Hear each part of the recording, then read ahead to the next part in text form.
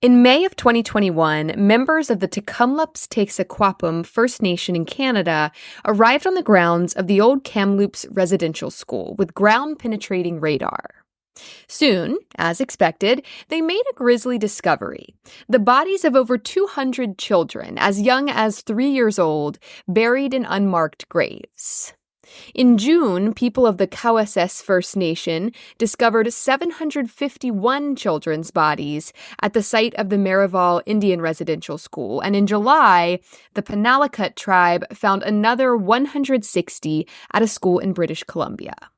If you're keeping count, that's over 1,000 dead Indigenous children buried in unmarked graves across Canada.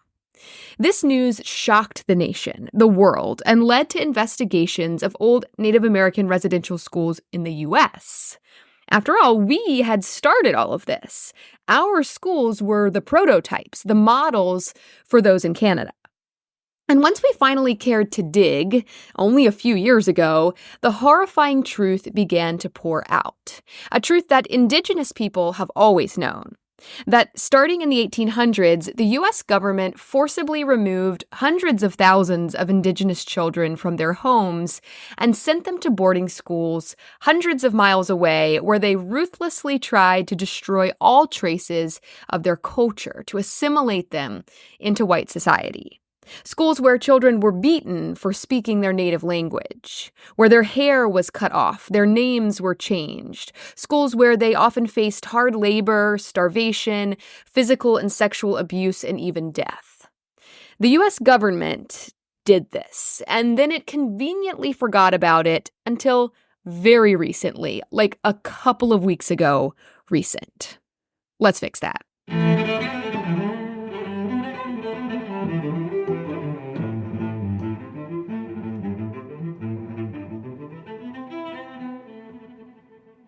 Hello, I'm Shayla Fontaine, and you're listening to History Fix, where I discuss lesser-known true stories from history you won't be able to stop thinking about. This is a topic that's been on my list for a long time, and I've actually had a few listeners reach out to me to suggest it. And I'm not sure why I didn't cover this one earlier, but I'm actually kind of glad I didn't, because there has been some very recent activity on this that if I had done it earlier, I wouldn't have been able to include. Right on schedule once again. But before we get into this doozy of an episode, I want to take a moment to acknowledge that tomorrow is Veterans Day in the U.S. This is a holiday that honors former members of the U.S. military for their service to the country, an incredibly worthy day. Because so often, veterans do not get the recognition they deserve, especially veterans that served in wars that weren't well supported by the people. I think everyone pretty much agrees that World War II veterans are superheroes. But sadly, the same cannot always be said for veterans of, for example, the Vietnam War. Many who served returned home despised by some Americans who vilified them for serving in Vietnam, going as far as to call them baby killers. Many suffered from post-traumatic stress disorder, alcoholism, depression, with little aid from the country that sent them to war to begin with. And many of these veterans are still alive. So I hope that if you know a veteran, any veteran, you will reach out to them tomorrow with a heartfelt thank you. I did not manage a full episode in honor of Veterans Day this year, but I did pull off a mini fix that you will find over on the Patreon. That's patreon.com/historyfixpodcast, but it's also linked in the description. Super crazy, interesting veteran story for you. Here is a sneak peek. When you think of a war hero, you probably picture a muscular, rugged, ripped uniform soldier with a chiseled jaw, carrying his injured comrade over his shoulder while he dodges bullets and ducks behind obstacles. He's a regular G.I. Joe. He saves lives, he survives, and he returns home, decorated with medals, to the cheers and applause of his fellow countrymen. That's a stereotypical war hero. Douglas Hegdahl was a war hero, but he certainly wasn't the stereotypical type. He wasn't at all what you pictured. Trade out the muscular hunk in camo for a skinny, cross-eyed boy sweeping sidewalks. That's Douglas. But don't let his appearance fool you, because beneath the exterior that earned him the nickname the Incredibly Stupid One, Douglas was not stupid at all. His name is not well known. He received few medals. Yet something tells me that his story is going to blow your mind. Let's fix that.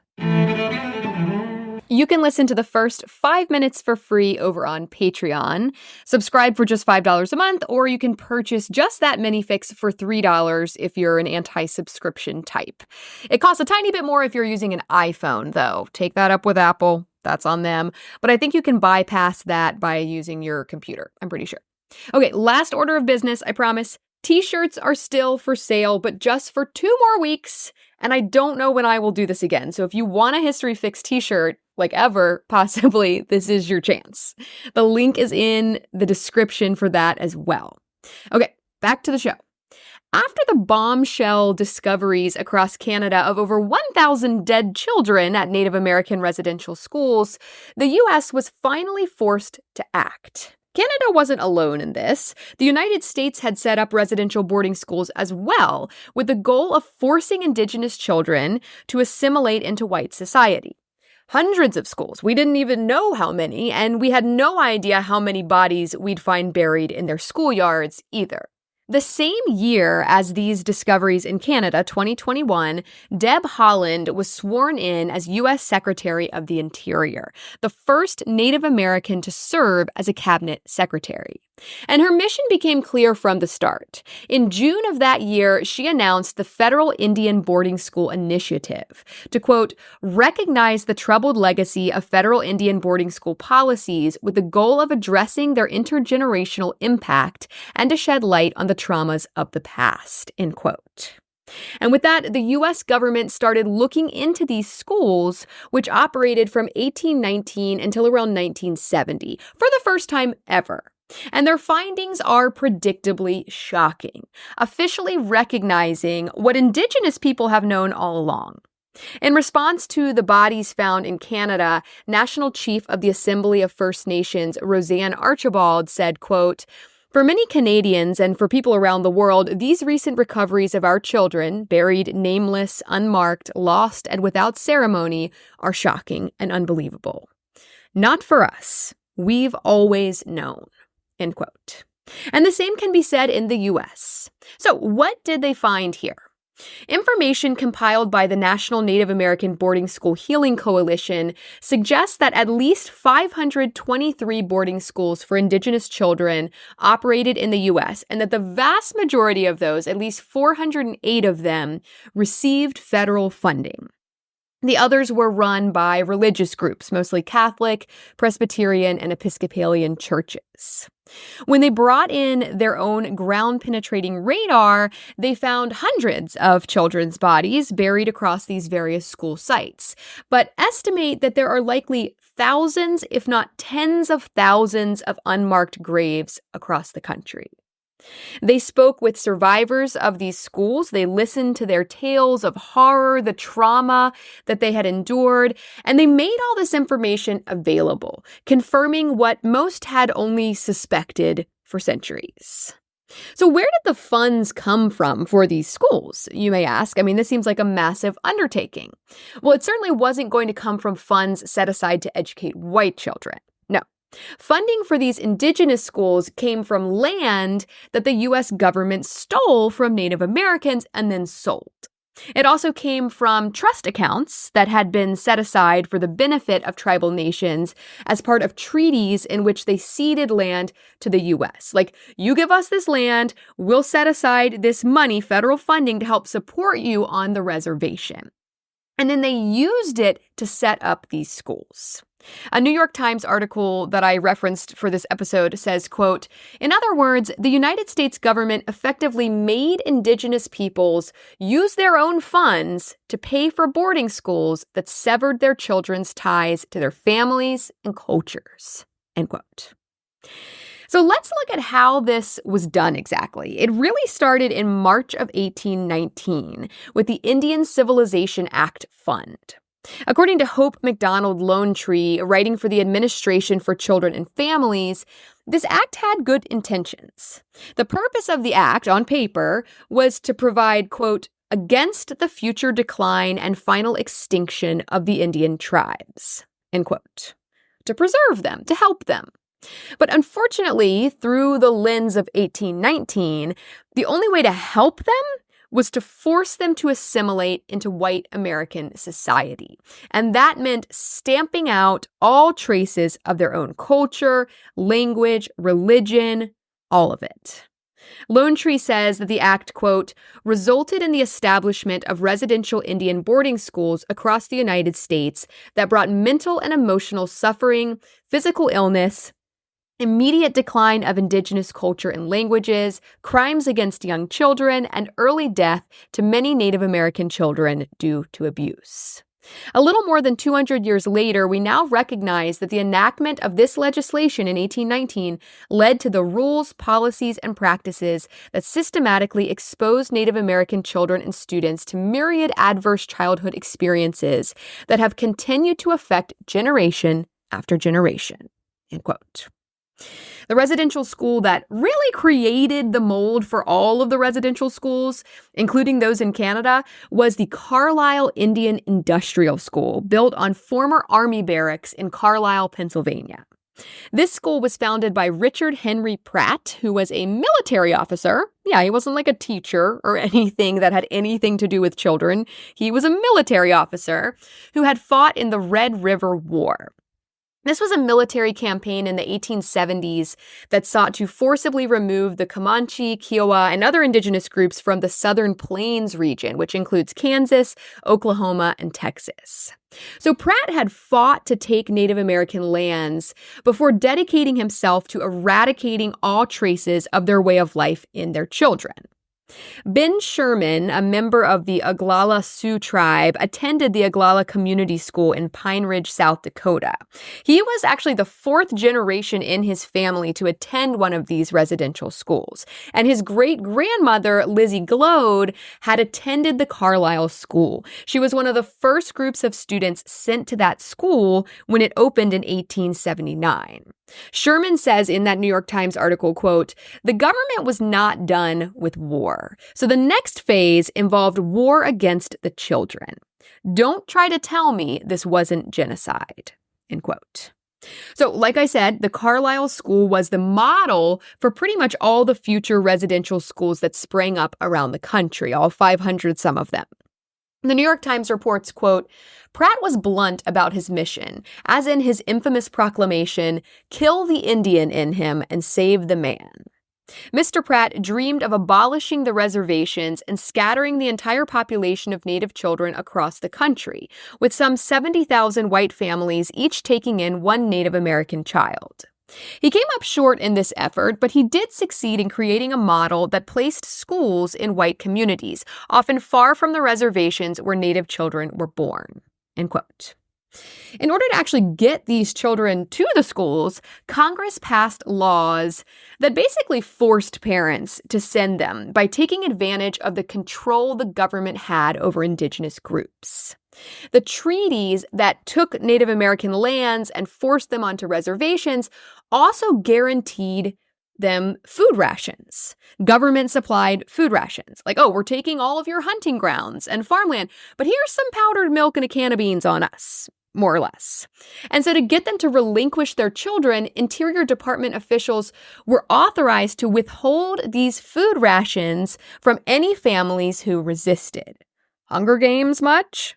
Sometimes parents willingly sent their children, hoping that the schools would offer better opportunities or better conditions than what they were facing on the reservations. This was especially true during the Great Depression of the 1930s. But for the most part, they were coerced into relinquishing their children with the threat of starvation. And they weren't just like sending them to school, like, see you next summer. No, they had to sign over custody of their children. If coercion didn't work, they were arrested. In 1894, 19 Hopi men were arrested in Arizona when they refused to relinquish their children. And they were imprisoned at Alcatraz for almost a year, and their children were hauled off to these boarding schools just the same.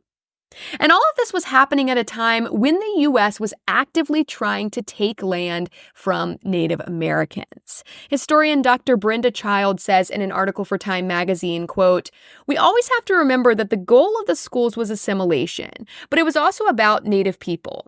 To me, the great genocide of the boarding school era is the land loss and dispossession that accompanies the boarding school policy. People at the time thought Native people could just abandon their homes and reservations and tribal ways and wouldn't need a homeland anymore," end quote. Dr. Child reports, quote, "Indian people lost 90 million acres of land during the half-century that assimilation policy dominated Indian education in the United States," end quote. So she draws a clear line between these residential schools and the taking of native lands by the U.S. government. They are connected. It's all part of the same master plan. When they arrived at the Carlisle School, at least, they were photographed in their native clothing and then began a transformation. Their hair was cut short, which, according to the New York Times, was a, quote, "particularly cruel and traumatic step for those coming from cultures like the Lakota, where the severing of long hair could be associated with mourning the dead," end quote. They were given non-native clothing to wear. For boys, that was basically a military uniform. For girls, picture a Victorian-style high-necked dress. And their names were changed. Former Carlisle student Luther Standing Bear recalled being asked to point to a name in a list of names written on a blackboard. He wrote in his 1928 book, My People the Sioux, quote, "When my turn came, I took a pointer and acted as if I were about to touch an enemy. Soon we all had the names of white men sewed on our backs," end quote. The New York Times reports, quote, "Just as Carlisle had a renaming policy, other schools took note, often assigning names that could be humiliating, such as Mary Swollen Face or Roy Bad Teeth. In other cases, children were randomly bestowed common American surnames like Smith, Brown, or Clark, or given the names of presidents, vice presidents, or other prominent figures," end quote. After completely altering their identity by cutting their hair, forcing them into new clothing, and even renaming them, another photograph would be taken. The before and after shots would be released side by side as evidence of the school's mission. Because Pratt was a military guy who knew nothing about children, his Carlisle school was set up a lot like the military. They were drilled like soldiers, and he used a court-martial format where older children sat as judges over younger children. And because the Carlisle school was pushing out all this propaganda, these photographs of these amazing transformations, other schools just like this started popping up all over the country, following Pratt's example. Their mission was clear. At the opening of the Phoenix Indian School in 1891, Commissioner of Indian Affairs Thomas J. Morgan said in his speech, quote, "It's cheaper to educate Indians than to kill them," end quote. Cheaper. That was his selling point. Cheaper because, of course, the bare minimum was being spent on these children. A newspaper article from that same year, 1891, published a communication log between the superintendent of Grand Junction Indian School in Colorado and the Secretary of the Interior that reads, quote, "Indian boy here with 6 toes, can't possibly wear government shoe. What shall I do?" And while any sane person would respond, we'll get some specially made shoes for him, or even just let him go barefoot, that is not the response that's given. Instead, it reads, quote, "Off with his toe." That is what it says, like the freaking Queen of Hearts. It goes on, quote, "Which toe?" 6th toe, of course, as if that was a stupid question, asking which toe to forcibly amputate from a defenseless child. And then, toe off. What shall I do with it? Ship it to Topeka for interment in government graveyard. End quote. That is what we're dealing with here. So these students are at school, technically, but they aren't being trained to go into higher education or professions like doctors, lawyers, teachers. They're being taught manual labor skills because they were believed to be good with their hands. That's how they make it seem like it's good for the indigenous people. Oh, they're good with their hands. Let's let them work with their hands instead of their brains. Dr. Brenda Child says in that Time magazine article, quote, It was a system that emphasized social class. Indian people were native but lower class, who white people thought should learn some good manual trades that benefited the white majority. The boarding schools were not really about benefiting Indians. They were a form of segregated education in the history of the United States, and we know who benefits from segregation, end quote.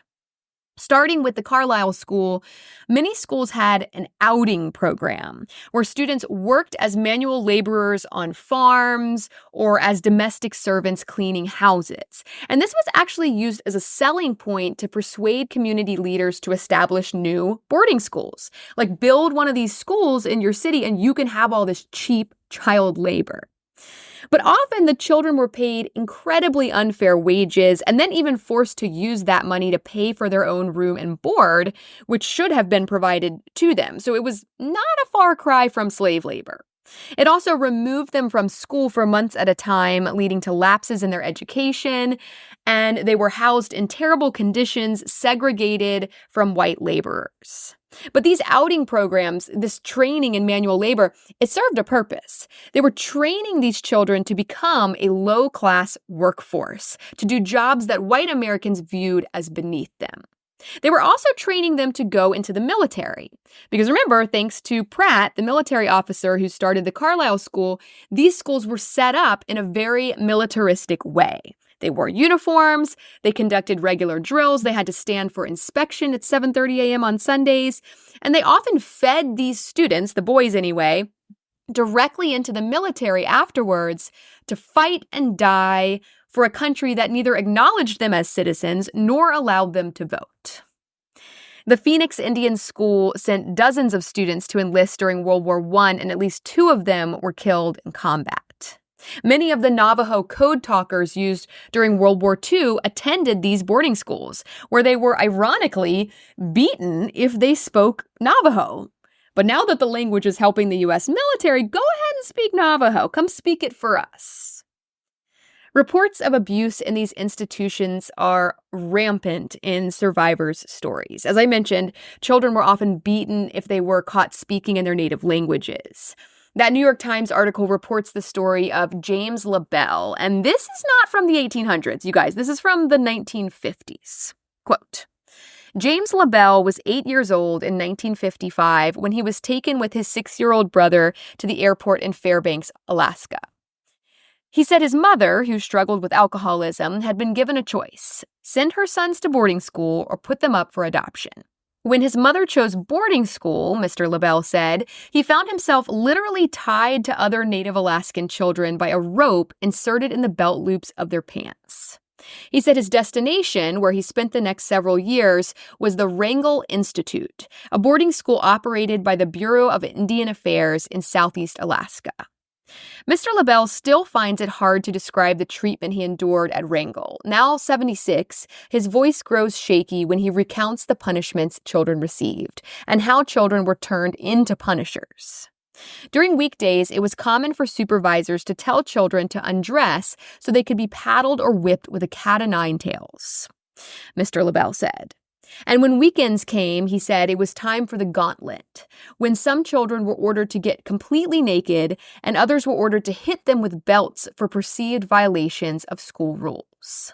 It could have been a prison or a mental hospital, said Mr. LaBelle, who is now a lecturer on historical trauma and a board member of the National Native American Boarding School Healing Coalition.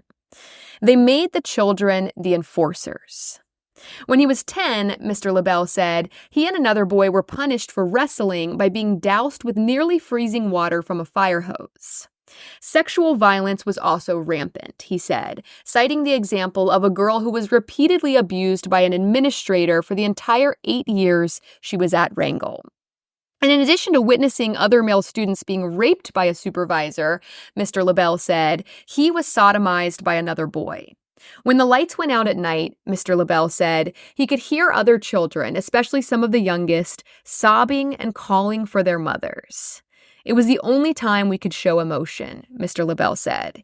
It didn't take very long until it grew and grew and grew. The entire section of the dorm for the youngest kids were all wailing in the dark. End quote. Heartbreaking. And then there were the deaths. Most of these were probably due to disease. We know of measles outbreaks that spread more than they should have because of poor quality healthcare and unsanitary conditions at the schools. But we also have instances of children accidentally being shot. And I'm like, if that happened more than a handful of times, it was no accident. But it's reported as accidental shooting. But then with all these reports of abuse, I'm sure contributed to some of the deaths as well, abuse and neglect. Like I said, hundreds of bodies have been found in the U.S., but Deb Haaland, who is leading the government investigation, theorizes that numbers could be in the tens of thousands. 189 students are known to be buried at the Carlisle School alone. In Albuquerque, New Mexico, workers digging irrigation trenches in a park in the 1970s uncovered the bones of children. They later realized that this was the cemetery of the Albuquerque Indian School. And if a school has a cemetery, that's a red flag. Just saying, any halfway decent school would send a child's body home to their family to be buried or whatever that culture did, however they dealt with bodies. They wouldn't have been piled unceremoniously into unmarked graves and forgotten about. According to the New York Times, quote, questions about the costs and effectiveness of assimilation policies, along with revelations of some of the horrors in the system, slowly led to changes. An inquiry in 1928, commonly known as the Merriam Report, detailed how children were malnourished, overworked, and harshly disciplined. In the 1930s, when the process of dispossessing Native American lands had largely been completed, the federal government began shutting down many of the schools, end quote. By 1970, most of the schools had closed, and those that remained open began transferring authority to indigenous groups themselves. According to an NPR article by Sequoia Carrillo and Allison Herrera, 4 of these residential schools still exist and operate today, but they're nothing like how they started, and in fact would horrify their original founders.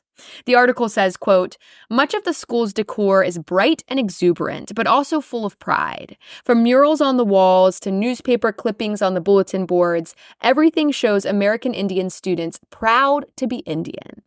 This new approach filters into the curriculum, too. The cultural activities include drum making, flute making, dress and ribbon skirt making, moccasin making, even little things like dream catchers. The culture is integrated into as many classes as possible, end quote. But while most of the schools faded away, were demolished and forgotten, the people who lived those horrors never forgot. They lived with this generational trauma for centuries. And that includes Secretary Deb Haaland. Both of her grandparents were boarding school survivors. Thanks to her and the investigation she started, the Department of the Interior just, for the first time ever in 200 years, admitted its guilt, the role it played in creating the boarding school system that led to so much physical and emotional child abuse.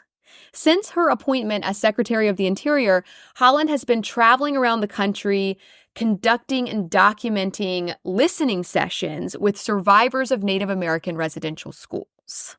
While speaking to a gym full of people at Riverside Indian School in Oklahoma recently, which is one of those 4 schools that still operates, she said, quote, I want you all to know that I am with you on this journey, and I am here to listen. I will listen to you. I will grieve with you. I will weep, and I will feel your pain as we mourn what we have lost. Please know that we still have so much to gain. The healing that can help our communities will not be done overnight, but it will be done, end quote. More recently, on October 25th, actually, so just a couple weeks ago, President Joe Biden formally apologized for the government's involvement in forcing indigenous children into boarding schools at Gila River Indian Community in Arizona, saying, quote, after 150 years, the government eventually stopped the program of boarding schools, but never formally apologized. I formally apologize today as President of the United States of America for what we did. I apologize.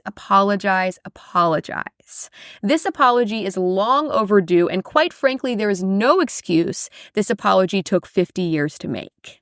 The pain that this has caused will always be a significant mark of shame." End quote. The White House released a statement saying, quote, "In making this apology, the president acknowledges that we as a people who love our country must remember and teach our full history even when it is painful, and we must learn from that history so that it is never repeated." End quote. And that is my mantra, so amen to that.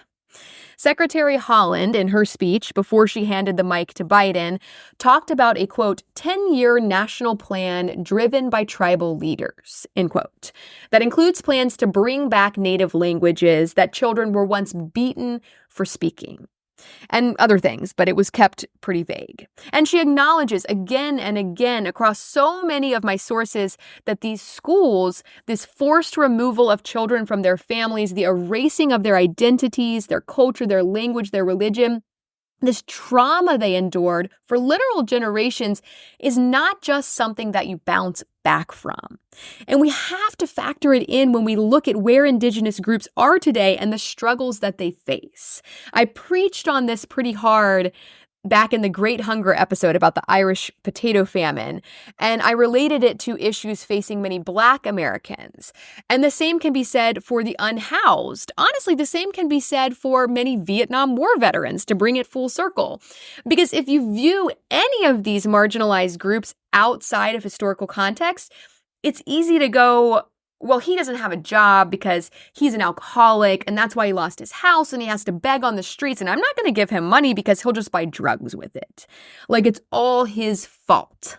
Like he isn't the victim of generational trauma at the hands of the government.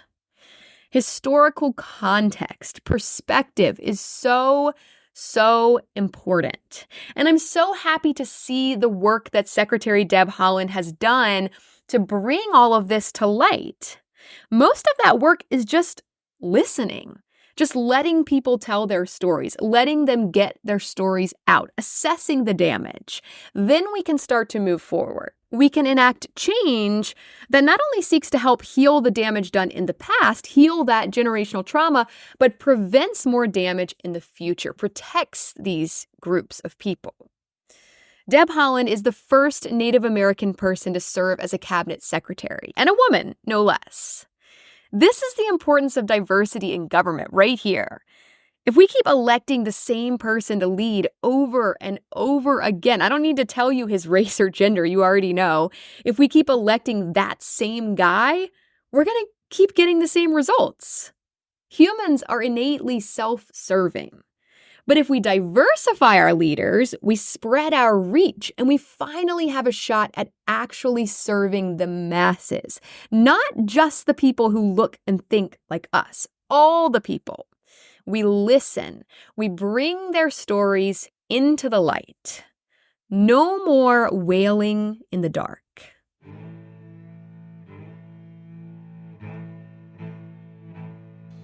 Thank you all so very much for listening to History Fix. I hope you found this story interesting, and maybe you even learned something new.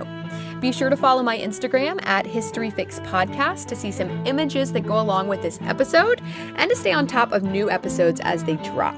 I'd also really appreciate it if you would rate and follow History Fix on whatever app you're using to listen, and help me spread the word by telling a few friends about it. That'll make it much easier to get your next fix. Information used in this episode was sourced from the National Native American Boarding School Healing Coalition, the U.S. Administration for Children and Families, the U.S. Department of the Interior, the New York Times, Time Magazine, NPR, the National Museum of the American Indian, and the Associated Press. As always, links to these sources can be found in the show notes.